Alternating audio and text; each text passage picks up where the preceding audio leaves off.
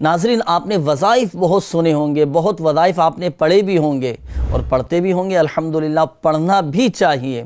اللہ پاک ہم سب کو برکتیں نصیب فرمائیں۔ کیا آپ جانتے ہیں کہ وہ کون سا وظیفہ ہے جو ہمارے آقا صلی اللہ تعالیٰ علیہ وآلہ وسلم پڑھا کرتے تھے اور اپنے نواسوں پر، حسنین کریمین رضی اللہ تعالیٰ عنہما پر دم فرمایا کرتے تھے؟ تو سنیے حدیث پاک۔ حضرت عبداللہ بن عباس رضی اللہ تعالیٰ عنہما فرماتے ہیں کہ تاجدار رسالت صلی اللہ تعالیٰ علیہ وآلہ وسلم حسنین کریمین رضی اللہ تعالیٰ عنہما پر چند کلمات پڑھ کر دم فرمایا کرتے تھے اور فرماتے کہ تمہارے جد امجد حضرت اسماعیل علیہ السلام اور حضرت اسحاق علیہ السلام پر پڑھ کر انہیں بھی دم فرمایا کرتے تھے۔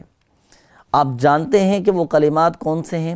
تو لیجئے سنیں، وہ کلمات یہ ہیں: اعوذ بکلمات اللہ التامہ من کل شیطان وہامہ ومن کل عین لامہ۔